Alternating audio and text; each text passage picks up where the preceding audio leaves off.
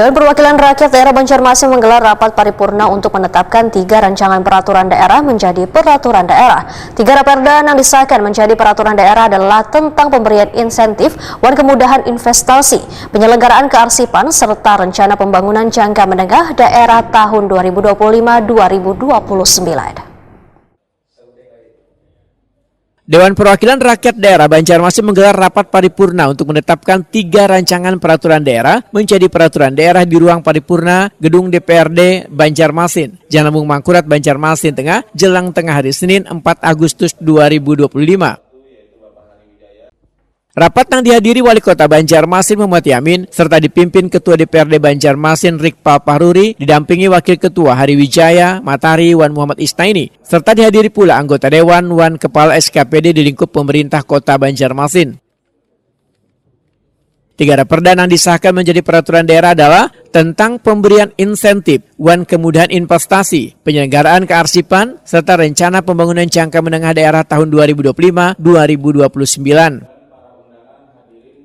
Wakil Ketua DPRD Banjarmasin Muhammad Isnaini Wahetokuni Prima TV usai rapat memandahkan melalui rapat paripurna ini Banjarmasin sudah memiliki 2 peraturan daerah serta 1 perda rencana pembangunan jangka menengah daerah tahun 2025-2029. Politisi Partai Gerindra ini menyatakan 2 peraturan daerah yaitu peraturan daerah tentang pemberian insentif wan kemudahan investasi serta perda penyelenggaraan kearsipan ini diharapkan akan menjadi regulasi yang dapat menjadi rujukan dari pemerintah kota maupun DPRD untuk melaksanakannya secara baik wan sesuai dengan aturan.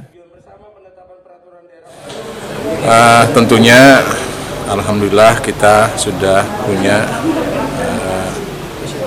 aturan tadi perda 2 perda dan 1 lagi perda tentang FPJM. Yang tentunya perda-perda ini, khusus yang 2 tadi, bisa menjadi regulasi yang nantinya bisa menjadi rujukan dari pemerintah kota maupun DPRD agar bisa pelaksanaan itu dilaksanakan secara baik.